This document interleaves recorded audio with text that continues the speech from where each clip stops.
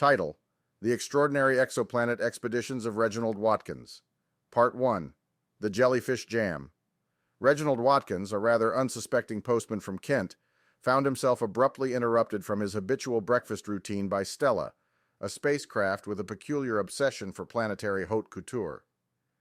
"Good morning, Reginald," Stella chimed in a voice reminiscent of a harpist delicately strumming her instrument. "We're off to the M67 star cluster. They've got a delightful oceanic planet I've been dying to acquire." Reginald blinked, looking around the living quarters that had suspiciously materialized in the midst of his semi-detached house overnight. "Did you just say oceanic planet?" "Indeed," Stella affirmed, a tinge of excitement resonating in her voice. "It's swarming with a civilization of caffeine-addicted jellyfish, and its aquatic aesthetic is simply divine." Before Reginald could voice another bewildered question, Stella had initiated the hyperjump. A few moments of mind-bending, stomach-lurching contortions later, they were hovering over a planet entirely enveloped in a shimmering, iridescent ocean. Despite his consternation, Reginald found himself compelled to engage with the Jellyfish Society. Their bustling underwater cities were labyrinthine networks of bioluminescent tendrils and pulsating domes. The jellyfish themselves were constantly caffeinated, their conversations a rapid blur of flashing colors as they communicated through chromatophores. One rather energetic jellyfish named Jib took a liking to Reginald, engaging him in their favorite pastime, high-speed current racing. As Jib and Reginald whizzed through underwater canyons and over luminescent coral reefs, the jellyfish couldn't help but probe Reginald about his bizarre land-based life. As for Stella, she was more than content, having secured the oceanic planet in her interdimensional purse with a satisfied, "Ah, such a refreshing addition." By the time Reginald managed to bid the Jellyfish Society farewell, he felt more like a seasoned marine biologist than a postman. But little did he know this underwater escapade was just the start of his interstellar road trip. Part 2.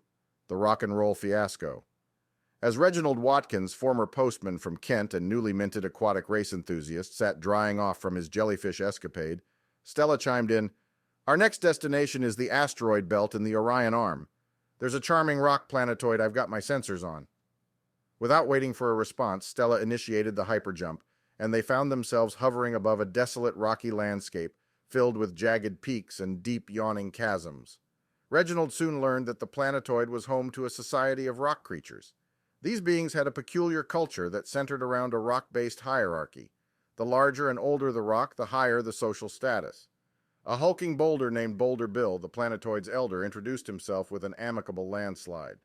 When Reginald mentioned his fondness for rock and roll, the creatures misunderstood and organized a grand rock and roll ceremony, which essentially involved them joyously tumbling down the asteroid's steepest hill. Reginald found himself, albeit hesitantly, participating in this strange event, learning to appreciate the nuances of asteroid topography in a way he'd never anticipated. Meanwhile, Stella managed to snag the rocky planetoid into her collection with an ecstatic, "Oh, such a rustic touch."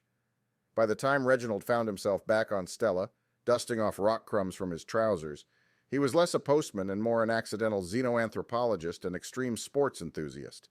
The absurdity of his situation was not lost on him, but the sheer absurdity had, paradoxically, become the new norm. And as Stella announced their next destination, Reginald braced himself, ready to embrace whatever cosmic peculiarity the universe had in store.